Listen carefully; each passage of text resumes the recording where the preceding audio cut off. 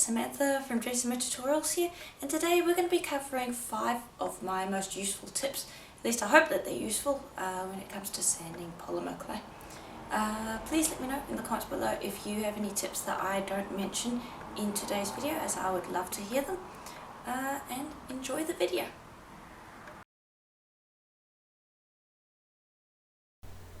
So the first tip is to add washing up liquid to your sanding water. This is by far my favourite tip out of today's 5. The washing up liquid makes the sanding so much easier.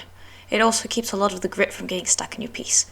I highly recommend giving this one a try, as I've never ever gone back from it once I learned about it.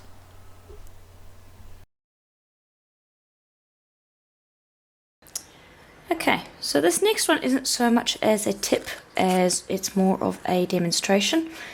So the next tip basically is how to hold your sandpaper. It may seem simple, but it is worth mentioning. So when I first started sanding with polymer clay, I would hold the sandpaper like this, and I would sand like this. And it works pretty well, but I find that it has a tendency to slip around, especially if you're using an old piece of sandpaper. It will get these wrinkles. And so what I tend to do instead is I'll actually wrap it around like this. Hold it like so, and then sand like that. And that I just find is a more secure way of sanding it. So I know that it might seem like a small tip, but I use it a lot, and it really made a big difference when I was beginning. So that's just something to bear in mind. Now this one is actually quite fun. Have you ever been sanding a mosaic or any other flat project? Does it come out lopsided and take forever to actually get to the point where you want it to be? Well, I'm sure you're going to love this tip then. Use double-sided tape to stick your piece to an acrylic block. You can then sand away and not have to worry about it coming out uneven. A bonus side to using the block is that it's also quite a bit more comfortable. Your shoulders are going to burn way before your hand does with this one. So this one is very similar to the last tip, but it instead focuses on domed pieces, particularly hollow bead halves. Simply stick a folded piece of tape to the top side of your piece.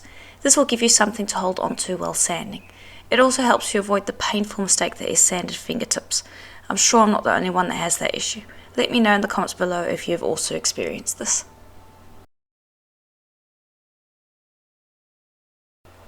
The last of today's tips is a nice simple one, and it's simply how to make your sandpaper last longer.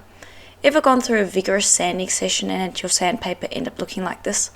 While soapy water will help limit this issue, it still does happen every once in a while. Solution? Use a nail brush to give your sandpaper a scrub every once in a while you're working.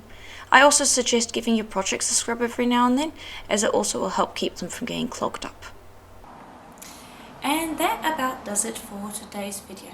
Please remember, if you enjoyed it, to leave a like and subscribe to the channel, as I do videos like this every single week. And if you have tips that you would like to add in the comments below, please do. We all love reading you guys' tips. You all come up with really good ones. And as always, I'll see you in the next tutorial. Bye for now.